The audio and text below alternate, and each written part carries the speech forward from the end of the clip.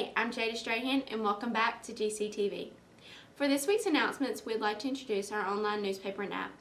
Check your school email for the link to download the app to be updated on the latest school news. Anyone wanting to purchase a 2022 yearbook, they are now on sale for $60 until Christmas. See Ms. O'Neill in room 4 for more information. Also, anyone planning to take the ACT tomorrow, October 23rd, please bring your picture identification and your printed admission ticket. Now for a quick preview on the clubs here at the high school. With less restrictions this year, Key Club, Interact Club, and Student Council have started off strong. After just finishing their fall blood drive, the Student Council had around 85 people sign up to donate blood. Not all 85 were eligible due to being under the weight limit and other requirements not met.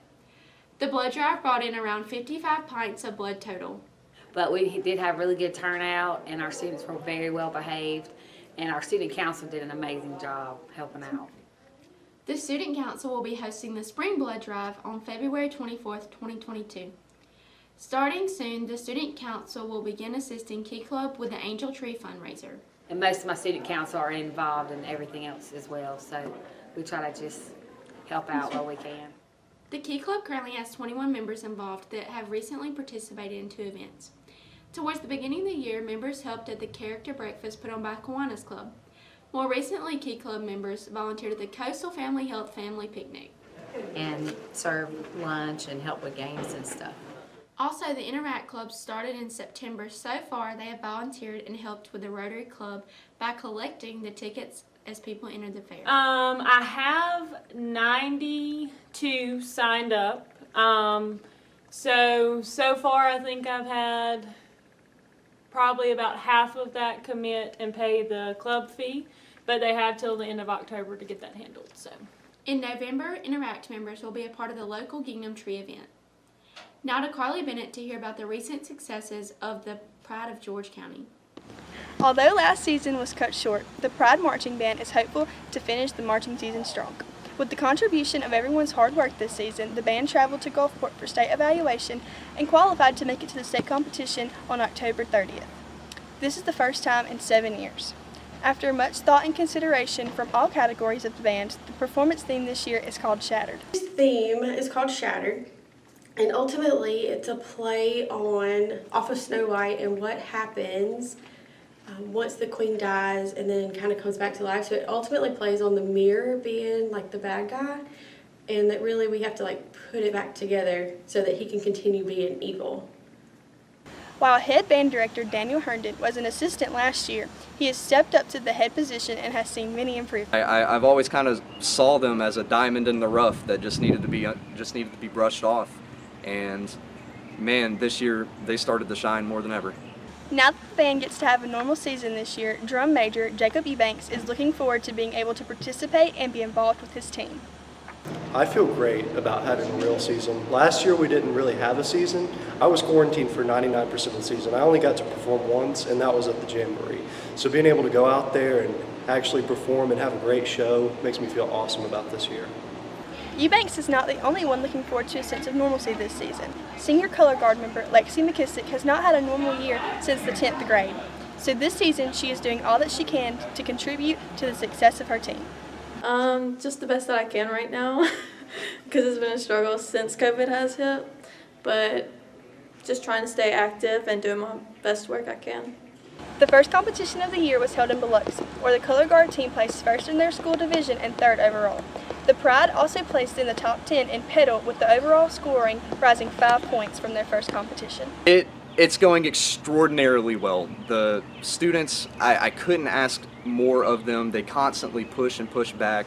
As much as I push at them, they give me more energy, and they have performed every aspect of their show. Now back to Jada in the studio. Congratulations, y'all. Good luck at state competition. Now here is Rebel Rundown for the week. thanks, Jada. Welcome to Rebel Rundown. The football team is continuing their push towards the playoffs. Their current district record is 4-0, and their overall record is 7-3. The Rebels are currently holding the 2nd spot in district. Tonight, the team will face off against Picayune, who is currently holding the number 1 spot. Both teams are 4-0 for district, and this game will determine their new standing. All season, the team has been working hard to improve their offensive and defensive skills. The team's workouts start at the end of the previous season and do not stop until the next season's games. As soon as we got done with the season, I think we gave them like 2 days off, and then we started on the weights and conditioning, and that goes all the way up until school starts. We do that during the summer. I think we're up here 3 days a week during the summer doing that stuff, and then when school starts, you start practicing, you can put pads back on. So it's definitely turned into a year-round sport. Rebels have faced off against different teams this year due to the new 5A classification. The teams in the district include Gaucher, West Harrison, Pearl River, Picayune, Vancleave, and East Central. According to Coach Ray, the new division has been a sigh of relief in the fact that he and the players do not have to travel as far away for away games. The classification has also had an effect on the players' mindset by giving them a determined attitude and headstrong thinking. Just go out there and hurt somebody. Just take it one game at a time. You know, we're not worried about anybody but the team that we're playing next, and just keep focusing on them and prepare for them. Howell has 50 rushing yard attempts for 423 rushing yards, with 7 rushing touchdowns. Unlike last year, the students and staff have been able to show their support at pep rallies. Last year, GCHS was only able to hold 1 pep rally due to COVID concerns, but this year we have had a pep rally for every home game. I think the pep rallies have hyped us up and just kind of showed how many people are really supporting us this year as well. As a receiver, Walker has 20 catches for 260 yards with 4 touchdowns. With the senior football season being halfway done, they wanted to give our upcoming team some advice. Just never quit, you know, keep the confidence, like I said, being confident and keeping at it no matter what, because there's going to be tough times every week, you know, probably every day of practice or a game. Just keep at it and never give up. I would say work hard, don't get discouraged if you aren't getting playing time, you know, and just get better every day. Seniors Mojo Dortch and Ashton Hollins have also stood out for their hard work and commitment to the team. Dortch has had 22 catches for 445 receiving yards and 4 receiving touchdowns. With Hollins as quarterback, he has had 65 completions on 108 attempts for 1,004 passing yards, along with 10 passing touchdowns. Hollins has also had 66 rushing attempts for 328 rushing yards and 6 touchdowns.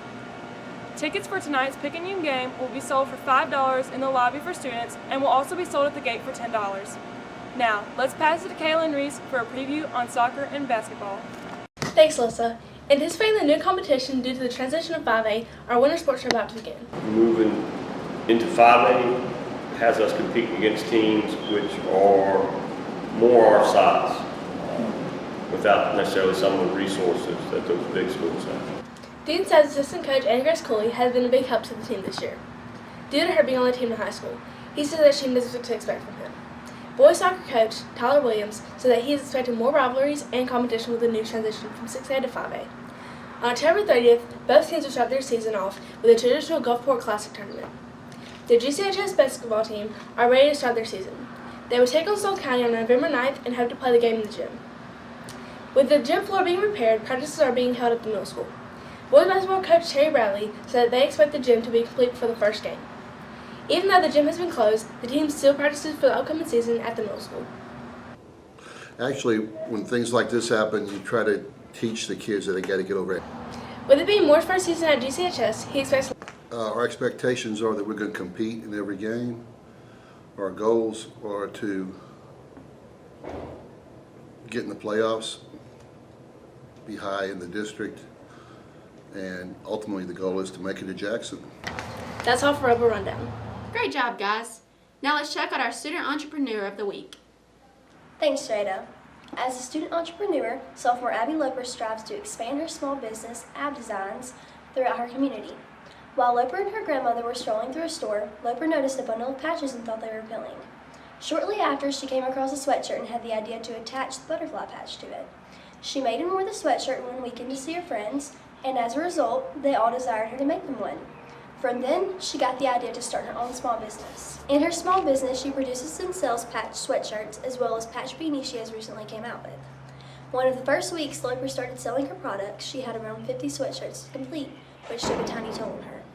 To start off her simple two-step process, Loper purchases her iron-on patches and letters from an online company. Then, she heat presses the patches onto the sweatshirts. However, if it is pressed unevenly, the product has to be discarded and restarted. Additionally, she tries to avoid stitching the patches because of the amount of time it takes. She would rather deliver it quicker so it pleases the customer to have quicker access to the purchase. Furthermore, her most difficult item to make would be the sweatshirt with the larger letters. Loper expresses that they are more difficult because the larger letters are harder to heat press. As of now, her most demanded item has been her Mississippi State sweatshirt. In addition, Loper also has had a desire to start a business so she could benefit others by donating. Because of her desire to give, Loper donates 5% of her profits to the Children's Research Hospital at St. Jude. Due to the pandemic, many businesses have been out of supplies, including Loper's small business. I can order like one color, and it's not going to be available in like another size just because it's very low stock. When considering advertising, many of Loper's acquaintances will take a picture in a sweatshirt and post it and walk the halls of the school, displaying it to other students. This is a way of free advertisement that doesn't cost Loper a dime. To sell her products, Loper posts photos of her designs on her business's social media account, and the customer who's interested will DM her or comment. Her sweatshirts cost a range from $15 to $25. She focuses on making her products appeal to teenagers, but she still incorporates her own creativity. Loper's delivering process includes packaging the item, sealing it, and delivering it to the customer by meeting them, giving it to them at school, or placing it in their mailbox. However, there is a $5 shipping fee. Between juggling school as a sophomore, Loper tends to find maintaining her small business slightly difficult. In some ways, it is hard for her, but her solution to this problem is making enough room for it in her schedule.